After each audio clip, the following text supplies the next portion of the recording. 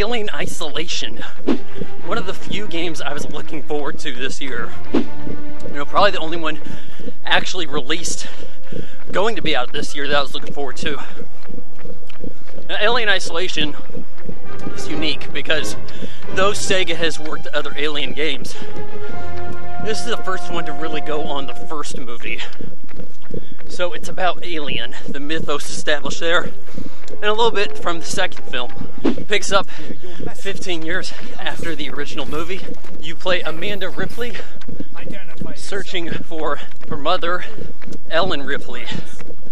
She doesn't know that there was an alien on the ship, and that's why the ship got lost, all this stuff. Just knows that there's a ship log on a space station called Steph's Pool, something like that. It's made by a rival company, Seegson. They have their androids called Working Joes murdering people on the space station.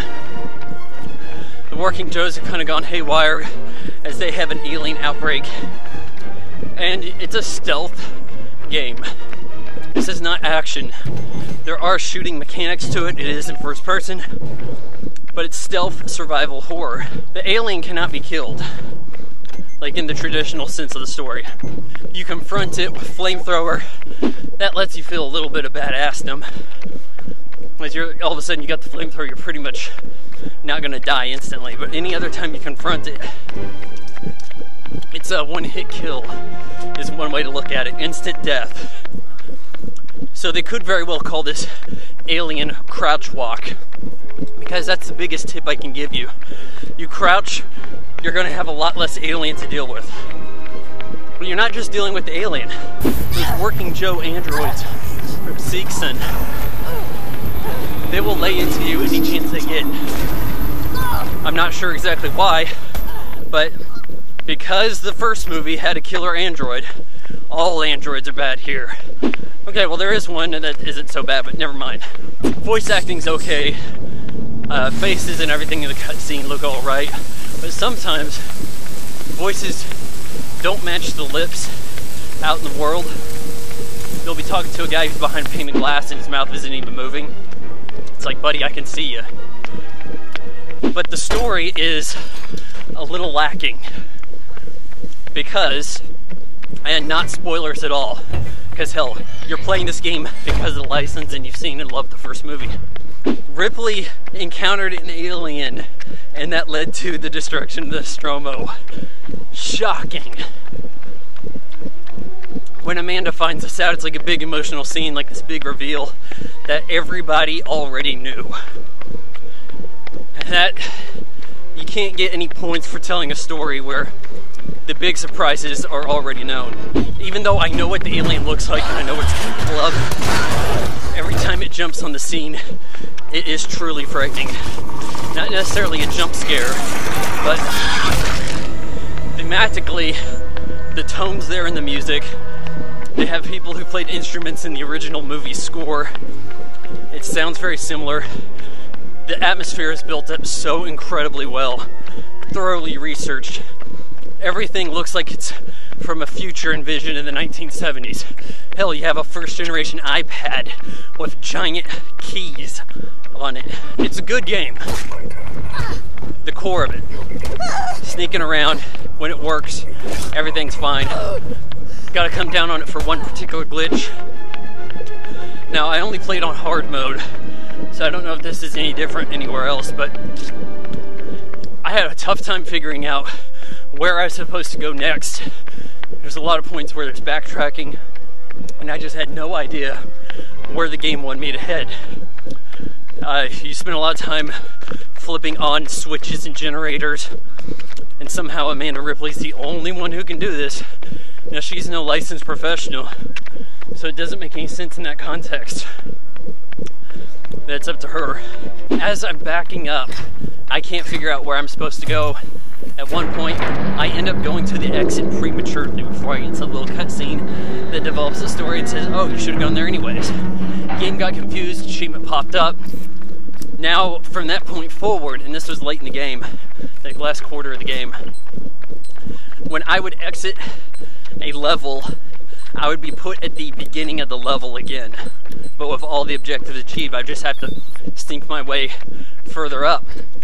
So it'd be very weird. It'd be like a little rape incident. You'd be going down an elevator, loading screen pops up. Oh, how'd I get on this tram? Graphics look great. Of course, I played this on Xbox One. Amazing lighting effects, the best I've ever seen. Fire looks gorgeous. Sparks, everything. All this stuff helps set the mood that this is a frightening game. Where does it go after this? Well, the campaign is a lot longer than I suspected, and that's nice. Now, there may be people out there saying it's a 10-hour game. I think it probably took me 25 hours. And I mean, I'm a guy playing it on hard because I'm an adult. An adult should be playing games on the hardest available difficulty from the start. There's dog tags to collect. I guess I need to go back and get them. Achievement for beating the game on the hardest setting, which of course I got, but then you have to do it without dying. I'm sure there's some kind of save exploit loophole right there. But then you have the bonus pack that you get for pre-ordering from GameStop. Last Survivor, which, yeah, shame to say, I haven't entered the code yet for that, but I did play Crew Expendable.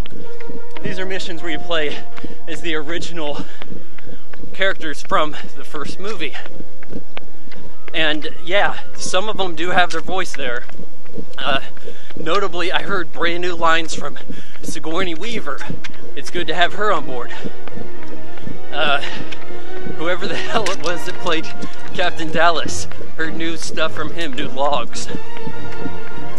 At one point I'm playing this mission as Ellen Ripley, and nothing much really comes of it. It's like a 5-minute deal. Now, you could actually download this after the fact, or at least one of the packs, for like $3, but then they have a DLC group, a season pass that costs you like $30. That pass gives you the Survivor mode maps. I say Survivor mode. Originally I was calling it Survival mode. I was under the impression that this gameplay would be see who can last the longest in a scenario against your friends. Oh, hey, I made it an hour. Oh yeah, well, I only got 57 minutes. But I still achieved a point, you know? Still got gold medal, or who knows. That's not the case. It's more like you're in a scenario pitted against the alien, you have to turn on some switches and escape. The highest scores on the leaderboard are achieving this at under a minute. What's the point? It's not even that interesting. I wanted something that really pitted the survivor, not the sprint to the finish. So that is very disappointing. I can't even begin to think about spending $30 on map packs. What is it, like maybe 3 expansion maps for this 1-minute game sesh? That's gotta be like the worst value going. And hell, I played through it as Parker. He didn't even say anything. Yaphet Kotto, I think he provided some extra material for this game, but I didn't hear it. It sounded like he was saying stuff that was ripped from the movie. Alien surprised you or anything? He didn't say anything or nothing. Would I recommend the game to anybody? What else is here? I say yes. I have not seen a survival horror experience quite like this. I know it's comparable to, say, Outlast. Now it's Outlast looks to me like just some silly mess. You have other games relying too much on the boo scares. This is a fantastic use of the license. You can even revisit the space jockey from the original place where they found the eggs in the first movie. Everything just looks so on point in the main game. And hell, seeing the old characters ain't bad, just as like an Easter egg tidbit. So if you pre-ordered or you have the code available on eBay or whatever, you might want to snatch it up just for some fun there. I give Alien Isolation an 8.8 out of 10.